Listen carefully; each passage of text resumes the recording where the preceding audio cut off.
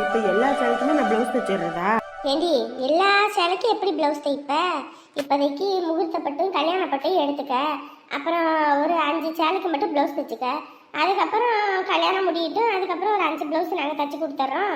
ஒரே தான் தைச்சாலும் காசு வேண்டாமா? ஏம்மா, அப்பைக்கு ஒருக்க இப்பைக்கு ஒருக்கன்னு கொடுத்துட்டு இருக்காம ஒரே தான் கொடுத்துட்டா பிரச்சனை இல்லைல்லம்மா. அடியே, ப்ளவுஸ் எல்லாம் ஒரே தான் கொண்டு போய் கொடுக்க கூடாது. ஒன்று நல்லா தைப்பாங்க, ஒன்று அப்படியே கொச கொசன்னு தைச்சி வச்சிருவாங்க, ஒன்று ஏனோ தானு தைச்சி போடுவாங்க.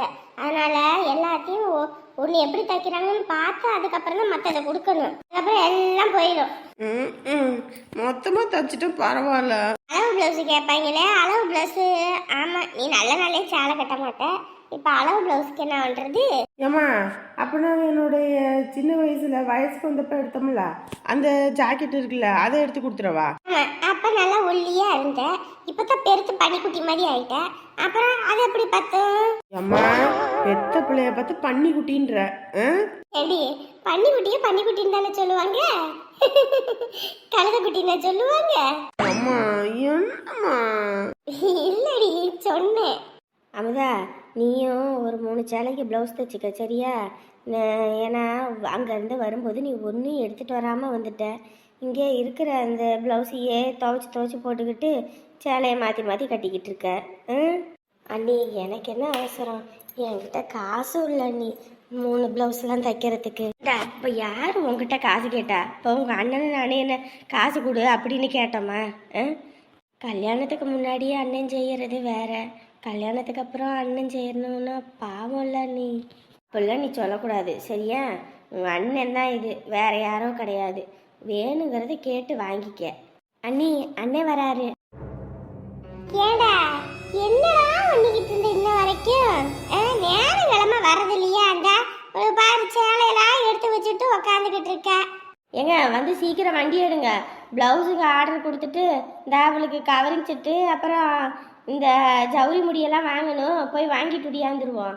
ஆமாண்டா, அப்புறம் சாப்பாடுமே வந்துட்டு வீட்டில் நம்மலாம் செஞ்சுக்கிட்டு இருக்க முடியாது. சமையல் மாஸ்டர் எதுவும் வர சொல்லிடுவோமா? அண்ணே, இந்த அம்மா என்னை பார்த்து பன்னிக்குட்டி மாதிரி இருக்குன்னு சொல்லுதுன்னு. என்னை பார்த்து என்ன பன்னிக்குட்டி மாதிரியே இருக்கு.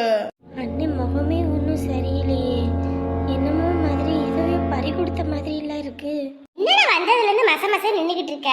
போடா, வண்டி எடுத்து பிள்ளைங்க 3 பேத்தையும் கூட்டிக்கிட்டு போ. மருமவளே, இந்த பேத்திக்கு எடுத்தது பேரனுக்கு எடுத்தது கூட தைக்க தேவையில்லை. பேத்திக்கு எடுத்ததை போய் அப்படியே டக் பிடிச்சிட்டு வந்துருங்கம்மா. அப்புறமேட்டுக்கு விசேஷத்துக்கு போடும்போது எனக்கு அங்கே லூஸா இருக்கு இங்கே லூஸா இருக்குன்னு ஒரே ஆர்ப்பாட்டம் பண்ணிடுவா. சரிங்க அத்தை.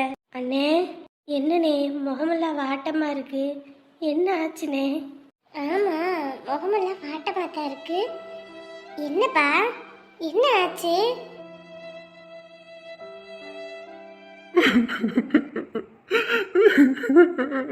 இந்த அழகு, என்னடா என்னடா ஆச்சு?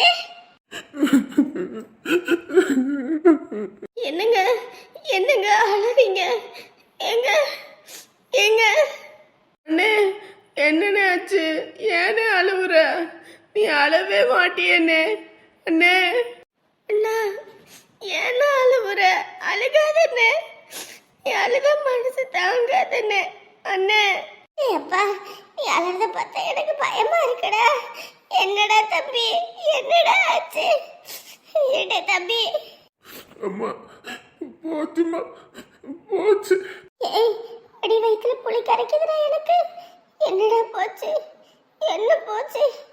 உன் தங்கச்சிக்கு இந்த கல்யாணமும் இல்லையாடா? அது இல்லம்மா, எனக்கு வேலை போச்சுமா. டேய் தம்பி, டேய் விளையாடாதடா. எதுல விளையாடணும்ன்ற ஒரு இது இல்லையா? சும்மா இது பண்ணிக்கிட்டு இருக்காத. போய் சொல்லலம்மா, எனக்கு வேலை போச்சுமா. ஏங்க, இங்க பாருங்க, என்னங்க ஆச்சு? யாரும் என்ன சொன்னா? காலையில அண்ணன் வேலைக்கு போகும்போதே தடுக்குச்சு. அப்பயே என் மனசு ஒரு மாதிரி கருக்குன்னு இருந்துச்சு. என்னன்னு தெரியலையேன்னு. என்னன்னு இப்படி சொல்ற? டேய், அண்ணாச்சி ரொம்ப நல்ல மனுஷன், தங்கமான மனுஷனாச்சேடா. அந்த மனுஷன் போய் எப்படிடா? எல்லாத்துக்குமே காரணம் அந்த ஆறுமுகம்மா, அந்த படுபாவிதாம்மா. என்னது, அந்த ராஸ்கலா? ஆமாம்மா, அவன் தாம்மா எல்லாத்துக்கும் காரணம். என்னடா சொல்ற? அவன் என்னடா பண்ணனா? அதுவும் இல்லாம அண்ணாச்சி யார் சொன்னாலும் எதுவும் கேட்க மாட்டாரே. நீ எந்த தப்புமே பண்ணலையேடா. தப்பு பண்ணாதானடா நம்மள வேலையை விட்டு தூக்குவாங்க. இல்லம்மா, நேற்று தங்கச்சியோடைய பட்டு எடுக்க போனோம்ல கல்யாணத்துக்கு, அந்த பையன் இதையே சாக்கா வச்சுக்கிட்டு நேற்று நிறைய கூட்டம் வந்திருக்கு போல இருக்கு. இவன் நான் போடுறேன், நீங்க எதுக்கு கஷ்டப்பட்டு இருக்கீங்க, நான் அதை இதுன்னு சொல்லி இவன் வேலைக்கு வந்துட்டாம்மா. காலையில பால் எடுத்துட்டு போறதுக்கு முன்னாடியே இவன் கடையை திறந்து பால் வியாபாரமே பண்ண ஆரம்பிச்சுட்டாம்மா. அங்கதாம்மா நான் நிக்கிறேன். அண்ணாச்சி அவன்கிட்ட பேசுறாரு, என்னை ஒரு வார்த்தை கூட பார்த்து பேசலம்மா.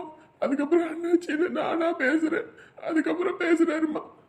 அதுவும் இல்லாம அவன் வியாபாரம் நல்லா பாக்குறான் வைக்கிறாரு, என்னை வேலை விட்டு தூக்கிட்டாருமா. படுபாவி பையன் எம்பிட்டு பெரிய வேலையை பார்த்திருக்கான். அண்ணாச்சியோட எப்படி மாறினது? ஆமாம்மா, அவரு தான் மாறினாரு.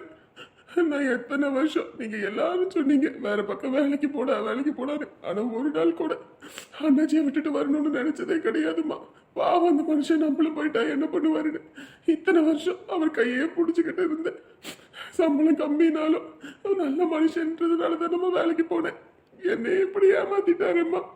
அதுவும் இல்லாம இப்ப வியாபாரம் நல்லா கிடக்கு, 2 பேத்துக்கு கூலி கொடுக்க முடியாது, அதனால நீ வேற பக்கம் வேலை பார்த்துக்கன்னு சொல்லிட்டாருமா.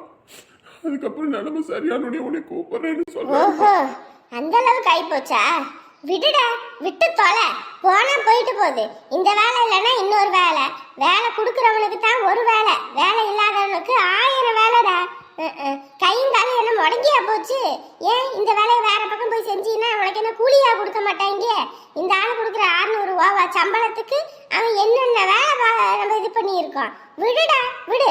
1 வருஷமா 2 வருஷமா சின்ன பிள்ளையில இருந்து அந்த கடையில இருந்து நீ கடந்த.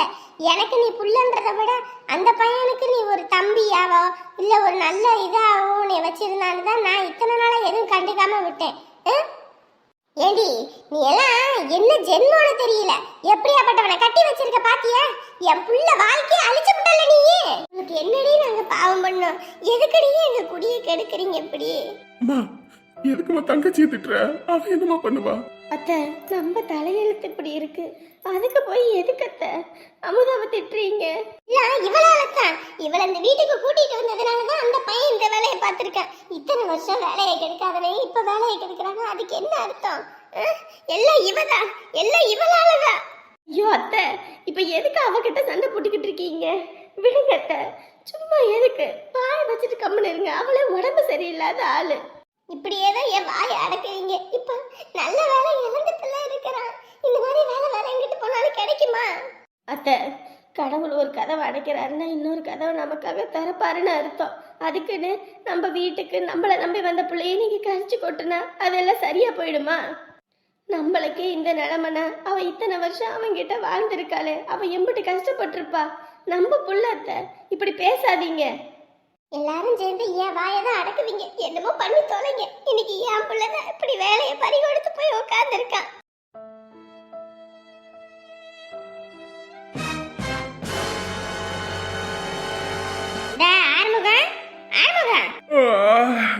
அண்ணாச்சி சொல்லுங்க அண்ணாச்சி. என்னவா என்ன நின்னுகிட்டே தூங்கி விழுந்துகிட்டு இருக்க? அது ஒன்றும் இல்லை அண்ணாச்சி, நேற்றும் வந்ததுலேருந்து வேலைகளா ரெஸ்ட்டுக்கு கூட போகலையா, இன்னைக்கும் தூக்கம் இல்லை. அது காலையில் வெள்ளனையே ஓடி வந்தேனா, நேற்று ராத்திரி 12 மணிக்கு போனேனா, அந்த கண்ணை கட்டிருச்சு. நீங்கள் எதுவும் நினச்சிக்காதீங்க. ஆள் திப்புன்னு வந்தாங்கன்னு வச்சுக்கோங்களேன், டீயை போட்டு காப்பியை போட்டு தள்ளிக்கிட்டே இருப்போம், தூக்கம் வராது. ஆள் வேற யாரும் இல்லையா, அதான் கண்ணு சொக்கிருச்சு. எதுவும் நினச்சிக்காதீங்க.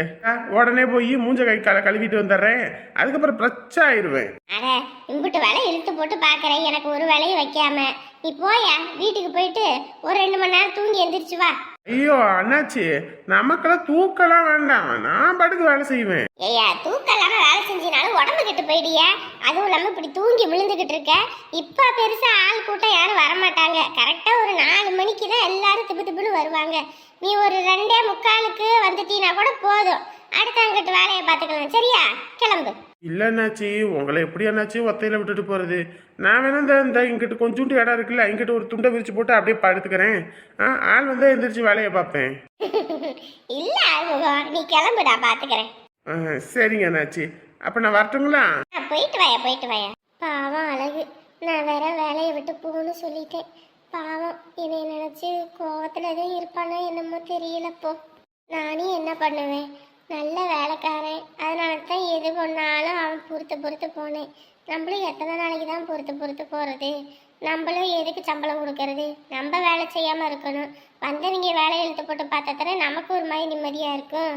அதை விட்டு வேலை செய்ய மாட்டான், இவனுக்கு நம்ம எல்லா வேலையும் செய்யணும்னா எப்படி? இதில் வேற வீட்டுக்கு நிமிஷம் போயிடுறான். ஒரு ஓனர் இடத்துல இருந்து பார்த்தா தானே அதை வலியும் வேதனையும் என்னன்னு தெரியும்.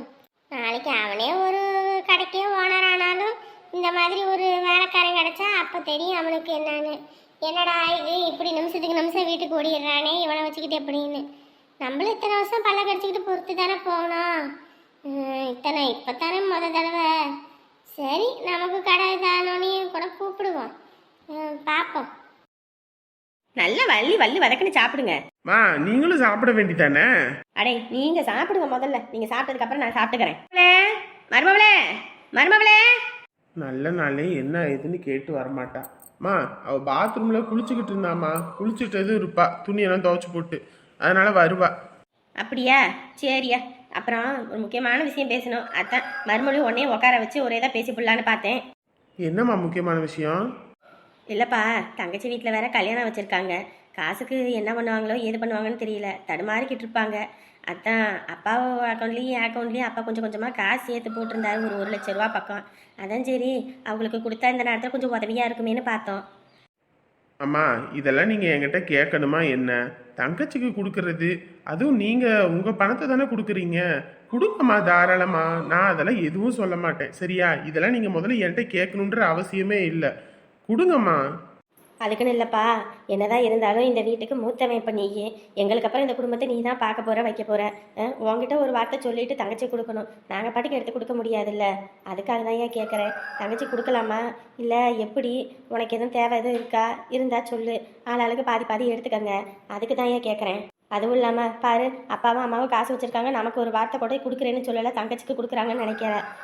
அதனால தான் ஏன் கேட்குறேன். எப்படியோ இந்த விஷயத்த மல்லிகை இல்லாத நேரம் பேசுனாங்க, இல்லை மொத்த காசு எனக்கு வேணும்னு நின்றுருப்பா. மா, அதெல்லாம் எனக்கு எந்த தேவையும் கிடையாது. அதுவும் இல்லாமல் நானே கை நிறைய சம்பாதிக்கிறேன், எனக்கு என்ன பெருசாக தேவை இருக்குது? ஒன்றும் கிடையாது. நமக்கு எல்லா வசதியும் இருக்குது இங்கே. அவங்களுக்குன்னா பாவம், மாப்பிள்ளை ஒரே ஒரு ஆள் தான் வேலை, அவர் ஒரு ஆள் வேலை செஞ்சு மொத்த குடும்பத்துக்கு எல்லாம் பார்க்கணும் வைக்கணும். அதனால் நீங்கள் அவங்களுக்கே கொடுங்க. அதுவும் இல்லாமல் கல்யாணம் சொல்லி தலைக்கு மேலே இருக்கும், அங்கிட்டு இங்கிட்டு கடனை வாங்கிட்டு 2 பேரும் கஷ்டப்பட்டுக்கிட்டு கிடப்பாங்க. அதுவும் இல்லாமல் மொத்த குடும்பத்துக்கு மாப்பிள்ளை தான் எல்லாம் பார்க்கணும் வைக்கணும் போது அவங்களுக்கு சிரமம் இல்லைல்லம்மா. இதை கொடுங்க, அவங்களுக்கு உதவியாக இருக்கும். சரிடா தம்பி, நான் கூட நினச்சேன், ஐயோ நீ என்ன சொல்ல போறியோ ஏது சொல்ல போறியோ அப்படின்னு பயந்துக்கிட்டு இருந்தேன். உங்கள் அப்பாவும் அந்த பயந்துக்கிட்டு இருந்தாரு. இதெல்லாம் நீங்கள் எங்ககிட்ட கேட்கணுமா வைக்கணுமா? வீட்டுக்கு நீங்கள் தாம்மா மூத்தவங்க, அதனால் நீங்கள் இஷ்டப்பட்டதை செய்யுங்க. சரிப்பா, அப்போனா நாங்கள் இன்றைக்கி ஊருக்கு கிளம்புனா தான் அங்கே போயிட்டு கொஞ்சம் ஆக வேண்டிய வேலையெல்லாம் பார்ப்போம். பாவம் அவங்கள ஒரு ஆள் கடந்துக்கிட்டு என்ன பண்ணுவான் உன் தங்கச்சி மட்டும். நாங்கள் முன்னே போகிறோம், அதுக்கப்புறம் கல்யாணத்தன்னைக்கு நீங்கள் வந்துடுங்க. சரிம்மா, அப்படியே பார்த்துக்கலாம். மருமக குளிச்சிருச்சுன்னா வந்து சாப்பிட சொல்லு, கறினா நல்லா விரும்பி சாப்பிடும் அந்த புள்ள. குளிச்சுட்டு வரட்டும், வந்து சாப்பிடட்டும், யார் வேண்டானா? இருங்க குளிச்சுட்டு வரட்டும். எந்த வீட்லேயும் ஒரு பஞ்சாயத்தும் இல்லை, சலுப்பா கிடக்கு. எப்படா மனுஷன் வீட்டில் இருக்குதுன்னு. என்னக்கா காலங்காத்தால ஒரு தட்டு வழிய பாலாம்?